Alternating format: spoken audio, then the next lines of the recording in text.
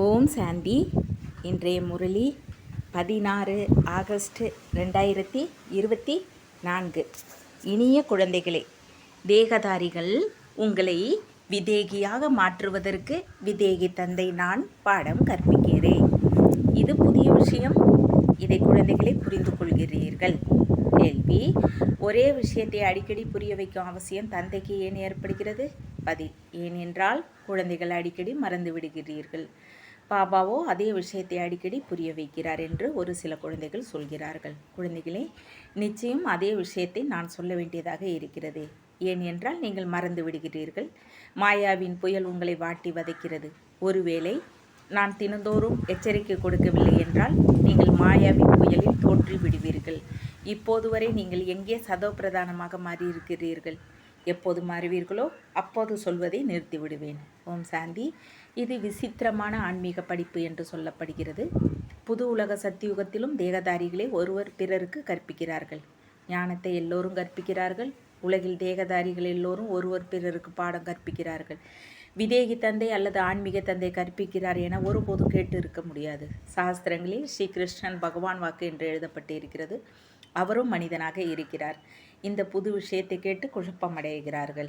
ஆன்மீக தந்தை ஆத்மாக்கள் நமக்கு பாடம் கற்பிக்கிறார் என்பதை உங்களிலும் நம்பர்வார் முயற்சிக்கு தக்கபடி புரிந்து கொள்கிறீர்கள். இது புது விஷயம். இந்த சங்கம யுகத்தில் மட்டும்தான் தந்தை தானே வந்து இவர் மூலமாக நான் உங்களுக்கு பாடம் கற்பிக்கிறேன் என்று சொல்கிறார். ஞான கடலாக, சாந்தி கடலாக அனைத்து ஆத்மாக்களுக்கும் தந்தை அவரே இருக்கிறார். இது புரிந்து கொள்ளும் விஷயமாக இருக்கிறது. பார்ப்பதற்கு எதுவும் தெரிவது இல்லை. ஆத்மாவே முக்கியமானது. அது அழியாதது. சரீரம் அழியக்கூடியது. இப்போது அந்த அழியாத ஆத்மா அமர்ந்து பாடம் கற்பிக்கிறது. இங்கே சாகாரத்தில் சரீரம் அமர்ந்து இருப்பதை நீங்கள் முன்னால் பார்க்கிறீர்கள். எனினும் இந்த ஞானத்தை தேகதாரிகள் கொடுப்பதில்லை என்பது உங்களுக்கு தெரியும்.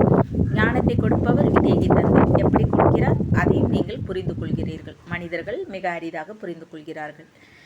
இதை நிச்சயம் செய்ய வைப்பதற்கு நீங்கள் எவ்வளவு தலையில் முட்டிக்கொள்ள வேண்டியதாக இருக்கிறது. நிராகாரருக்கு பெயர், உருவம், காலம், தேசம் எதுவும் கிடையாது என்று சொல்கிறார்கள். அந்த தந்தை தானே அமர்ந்து பாடம் கற்பிக்கிறார். நான் அனைத்து ஆத்மாக்களுக்கும் தந்தை என்று சொல்கிறார். அவரை நீங்கள் பார்க்க முடியாது.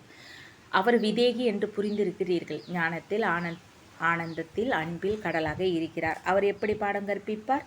நான் எப்படி வருகிறேன், யாரை ஆதாரமாக பெறுகிறேன் என்று தந்தை தானே புரிய வைக்கிறார். நான் ஒன்றும் கற்பத்தில் பிறவி எடுப்பது இல்லை. நான் ஒருபோதும் மனிதராகவோ தேவராகவோ ஆவதும் இல்லை. தேவர்களும் சரீரத்தை பெறுகிறார்கள். நான் எப்போதும் ஆசரீரியாகவே இருக்கிறேன். எனக்கு டிராமாவில் இந்த பாகமே இருக்கிறது. அதனால் நான் ஒருபோதும் பிறவி எடுப்பதில்லை. அதனால் இது புரிந்து கொள்ளும் விஷயமாக இருக்கிறது. நான் பார்ப்பதற்கு தெரிவதில்லை. அவர்கள் ஸ்ரீ கிருஷ்ணன் பகவான் வாக்கு என்று நினைக்கிறார்கள். பக்தி மார்க்கத்தில் ரதத்தையும் எப்படி அமர்ந்து உருவாக்கி இருக்கிறார்கள். குழந்தைகளை, நீங்கள் குழப்பம் அடையவில்லை தானே என்று தந்தை கேட்கிறார். ஒருவேளை ஏதாவது புரியவில்லை என்றால் தந்தையிடம் வந்து புரிந்து கொள்ளுங்கள். சொல்ல போனால் கேட்காமலேயே எல்லாவற்றையும் தந்தை புரிய வைத்து கொண்டே இருக்கிறார். நீங்கள் எதையும் கேட்பதற்கு அவசியமில்லை. நான் இந்த புருஷோத்தம சங்கம யுகத்தில்தான் அவதாரம் எடுக்கிறேன். எனது பிறவியும் அதிசயமாக இருக்கிறது. குழந்தைகள், உங்களுக்கும் அதிசயமாக இருக்கிறது. எவ்வளவு மிகப்பெரிய தேர்வை பாஸ் செய்ய வைக்கிறார். மிகப்பெரிய உலகத்திற்கு எஜமானராக மாற்றுவதற்கு பாடம் கற்பிக்கிறார். இது அதிசய விஷயமாக இருக்கிறது. ஆத்மாக்களே, ஒவ்வொரு 5000 வருடங்களுக்கு பிறகும் உங்களுக்கு சேவை செய்ய வருகிறேன். ஆத்மாக்களுக்கு பாடம் கற்பிக்கிறேன். ஒவ்வொரு கல்பமும் கல்பங்களின் சங்கம யுகத்தில் உங்களுக்கு சேவை செய்ய வருகிறேன். பாபா, பதித்த பாவனரே, வாருங்கள் என்று நீங்கள் அரை கல்பம் அழைத்து வந்தீர்கள். ஸ்ரீ கிருஷ்ணரை யாரும் பதித்த பாவனர் என்று சொல்வது இல்லை. பதித்த பாவனர் என்று பரமபிதா பரமாத்மாவையே சொல்கிறார்கள். அதனால் பதித்தர்களை பாவனமாக மாற்ற பாபாவிற்கு வரவேண்டியதாக இருக்கிறது. அதனால் அழியாத மூர்த்தி சத்திய பாபா, அழியாத மூர்த்தி சத்திய டீச்சர், அழியாத மூர்த்தி சத்குரு என்று சொல்லப்படுகிறார். சீக்கியர்களிடமும் மிக நல்ல நல்ல சுலோகங்கள் இருக்கின்றன. எனினும் அழியாத மூர்த்தி சத்குரு எப்படி வருகிறார் என்பது அவர்களுக்கு தெரியாது. யுத்தம் எதுவுமின்றி மனிதர்களை தேவர்களாக மாற்றினார் என்று பாடலும் இருக்கிறது. எப்போது வந்து மனிதர்களை தேவர்களாக மாற்றினார்? அவரே அனைவருக்கும் சத்கதி கொடுப்பவர். இந்த நம்பிக்கை உறுதியாக இருக்க வேண்டும். அவர் வந்து என்ன சொல்கிறார்? மன்மனா பவ என்று மட்டுமே சொல்கிறார். அதன் அர்த்தத்தையும் புரிய வைக்கிறார். வேற யாரும் அர்த்தத்தை புரிய வைப்பது இல்லை. தன்னை ஆத்மா என்று உணருங்கள் என இந்த தேகத்தின் மூலமாக உங்களுக்கு சத்குரு அழியாத மூர்த்தி அமர்ந்து புரிய வைக்கிறார். அதனால் இதை புரிந்து கொள்ள வேண்டும். உலகின் எஜமானர்களாக மாற்றுவதற்கு குழந்தைகள் உங்கள் சேவையில் தந்தை வரவேண்டி இருக்கிறது. ஆன்மீக குழந்தைகளே, நீங்கள் சதோ பிரதானமாக இருந்தீர்கள், பிறகு தமோ பிரதானமாக மாறினீர்கள் என்று புரிய வைக்கிறார். இந்த சிருஷ்டியின் சக்கரம் சுற்றுகிறது. இந்த தேவர்களிடம் பாவன உலகம் இருந்தது. அவர்கள் எல்லோரும் எங்கே சென்றார்கள்? இது யாருக்கும் தெரியாது. குழப்பத்தில் இருக்கிறார்கள். தந்தை வந்து உங்களை அறிவாளியாக மாற்றுகிறார். குழந்தைகளே, நான் ஒரு முறை மட்டுமே வருகிறேன். நான் ஏன் பாவன உலகத்திற்கு வர வேண்டும்? அங்கே காலான் வர முடியாது. தந்தை காளான்களின் காலனாக இருக்கிறார். அவர் சத்தியுகத்திற்கு வருவதற்கு அவசியமே இல்லை. அங்கே காலனும் வருவதில்லை, மகா காலனும் வருவதில்லை. இவர் வந்து எல்லா ஆத்மாக்களையும் அழைத்து செல்கிறார். மகிழ்ச்சியோடு போகிறீர்கள் தானே?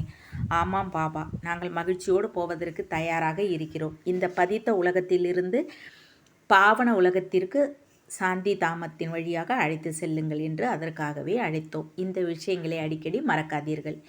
எனினும் மாயா விரோதியாக கடுமையாக இருக்கிறாள். அடிக்கடி மறக்க வைக்கிறாள். நான் மாஸ்டர் சர்வ சக்திவானாக இருக்கிறேன். அப்போது மாயாவும் சக்திவானாக இருக்கிறது. அதுவும் அரைக்கல்பம் உங்கள் மீது ராஜ்யம் செய்கிறது, மறக்க வைக்கிறது. எனவே தினந்தோறும் தந்தைக்கு புரிய வைக்க வேண்டியதாக இருக்கிறது.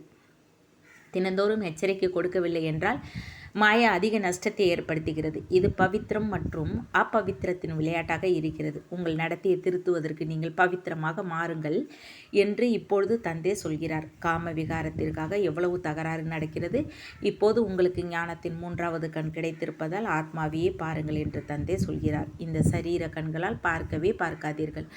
ஆத்மாக்கள் நாம் எல்லோரும் சகோதரர்கள். விகாரத்திற்கு எப்படி போக முடியும்? நாம் அசரீரியாக வந்தோம், பிறகு அசரீரியாக மாறி போக வேண்டும். ஆத்மா சதோ பிரதானமாக வந்தது, சதோ பிரதானமாக மாறி இனிய வீட்டிற்கு போக வேண்டும். பவித்திரமே முக்கிய விஷயமாக இருக்கிறது. தினந்தோறும் அதே விஷயத்தை புரிய வைக்கிறார் என்று மனிதர்கள் சொல்கிறார்கள். அது சரிதான். எனினும் எது புரிய வைக்கப்பட்டதோ அதன்படி நடக்கவும் வேண்டும் தானே? செய்வதற்காகவே புரிய வைக்கப்படுகிறது. எனினும் ஒருவர் நடக்கவில்லை என்றாலும் தினந்தோறும் நிச்சயம் சொல்ல வேண்டியிருக்கிறது. பாபா, நீங்கள் தினந்தோறும் புரிய வைக்கிறீர்கள். அதை நாங்கள் நன்றாக புரிந்து கொண்டோம். இப்பொழுது நாங்கள் தமோ பிரதானத்திலிருந்து சதோ பிரதானமாக மாறிவிடுவோம். நீங்கள் விட்டுவிடுங்கள் என்று நீங்கள் சொல்வது இல்லை. இப்படி சொல்கிறீர்களா என்ன? அதனால் தந்தை தினந்தோறும் புரிய வைக்க வேண்டியதாக இருக்கிறது. விஷயமும் ஒன்றாகவே இருக்கிறது. எனினும் செய்வதே இல்லை. தந்தையை நினைவு செய்வது இல்லை. பாபா அடிக்கடி மறந்து போகிறது என்று சொல்கிறீர்கள். நினைவு கொடுப்பதற்கு அடிக்கடி தந்தை சொல்ல வேண்டியதாக இருக்கிறது. தன்னை ஆத்மா என்று உணர்ந்து பரமாத்மாவை நினைவு செய்தால் உங்கள் பாவங்கள் அழிந்து போகும். வேறு வழியே இல்லை என்று நீங்களும் ஒருவர் பிறருக்கு புரிய வையுங்கள். ஆரம்பத்திலும் கடைசியிலும் இந்த விஷயத்தையே சொல்கிறார். நினைவால் தான் சதோ பிரதானமாக மாற வேண்டும். பாபா, மாயாவின் புயல் மறக்க வைக்கிறது என்று தாமே எழுதுகிறீர்கள். அப்போது தந்தை எச்சரிக்கை கொடுக்க வேண்டாமா? விட்டுவிடலாமா? நீங்கள் நம்பர்வார் முயற்சிக்கு தக்கபடி இருப்பதை தந்தை அறிவார். எதுவரை சதோ பிரதானமாக மாறவில்லையோ அதுவரை போக முடியாது. சண்டைக்கும் தொடர்பு இருக்கிறது. எப்போது நீங்கள் நம்பர்வார் முயற்சிக்கு தக்கபடி சதோ பிரதானமாக மாறுவீர்களோ அப்போது சண்டையும் ஆரம்பமாகும். ஞானம் ஒரு நொடிக்காக இருக்கிறது. எல்லையற்ற தந்தையுடையவராக மாறிவிட்டீர்கள். எப்போது நீங்கள் பவித்திரமாக மாறுவீர்களோ அப்போது அவரிடமிருந்து எல்லையற்ற சுகம் கிடைக்கும். நன்றாக முயற்சி செய்ய வேண்டும். சிலர் எதையும் புரிந்து கொள்வதே இல்லை. தந்தையை நினைவு செய்ய வேண்டும் என்று அறிவே வருவதில்லை. அவர்கள் இந்த படிப்பை ஒருபோதும் படித்ததே இல்லை. முழு சக்கரத்திலும் நிராகார தந்தையிடமிருந்து யாரும் படித்ததே இல்லை. அதனால் இது புதிய விஷயமாக இருக்கிறது. உங்களை சதோபிரதானமாக மாற்றுவதற்கு நான் ஒவ்வொரு 5000 வருடங்களுக்கு பிறகு வருகிறேன் என்று தந்தை சொல்கிறார். எதுவரை சதோ பிரதானமாக மாறவில்லையோ அதுவரை இந்த பதவியை பெற முடியாது. மற்ற படிப்பில் எப்படி பெயிலாகுகிறார்களோ அப்படி இதிலும் பெயிலாகுகிறார்கள். சிவபாபாவை நினைவு செய்தால் என்ன நடக்கும் என்று எதையும் புரிந்து கொள்வதில்லை. தந்தையாக இருப்பதால் நிச்சயம் அவரிடமிருந்து சொர்க்கத்தின் ஆஸ்தி கிடைக்க வேண்டும். தந்தை ஒரு முறை மட்டுமே புரிய வைக்கிறார். அதனால் நீங்கள் தேவர்கள் ஆகிறீர்கள். நீங்கள் தேவர்கள் ஆவீர்கள். பிறகு எல்லோரும் பாகத்தை நடிக்க நம்பர்வார் வருவார்கள். இவ்வளவு விஷயங்கள் எல்லாம் முதியோர் போன்றவர்களின் புத்தியில் அமர முடியாது. அதனால் தன்னை ஆத்மா என்று உணர்ந்து தந்தையை நினைவு செய்யுங்கள் என்று தந்தை சொல்கிறார். அவ்வளவுதான். அதே சிவபாபா அனைத்து ஆத்மாக்களுக்கும் தந்தையாக இருக்கிறார். சரீரத்தின் தந்தை ஒவ்வொருவருக்கும் தனியாக இருக்கிறார், தனித்தனியாக இருக்கிறார்.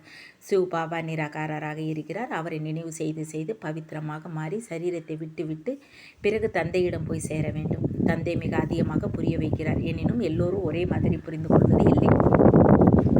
மாயா மறக்க வைக்கிறது. இது யுத்தம் என்று சொல்லப்படுகிறது. தந்தை எவ்வளவு நல்லபடியாக அமர்ந்து புரிய வைக்கிறார், எத்தனை விஷயங்களின் நினைவை கொடுக்கிறார். நடந்திருக்கும் முக்கிய தவறுகளின் லிஸ்ட்டை எடுங்கள். அதில் தந்தை சர்வ வியாபி என்பது ஒன்று. நான் சர்வ வியாபி இல்லை என்பது பகவான் வாக்கு. 5 விகாரங்கள் சர்வ வியாபியாக இருக்கின்றன. கீதையின் பகவான் ஸ்ரீ கிருஷ்ணர் இல்லை. இது மிகப்பெரிய தவறு. பரமபிதா பரமாத்மா சிவன். இந்த தவறுகளை சரி செய்தால் தேவர்களாக மாறிவிடுவீர்கள். எனினும் இந்த தவறுகளின் காரணத்தினால்தான் பாரதம் பாவன நிலையிலிருந்து பதித்தமாக மாறியது என்று நாங்கள் புரிய வைத்தோம் என ஒருபோதும் எந்த குழந்தையும் எழுதவே இல்லை. அதையும் சொல்ல வேண்டும். பகவான் எப்படி சர்வ வியாபியாக இருக்க முடியும்? பகவானாக ஒருவரே இருக்கிறார். அவர் சுப்ரீம் தந்தையாக, சுப்ரீம் டீச்சராக, சுப்ரீம் சத்துகுருவாக இருக்கிறார்.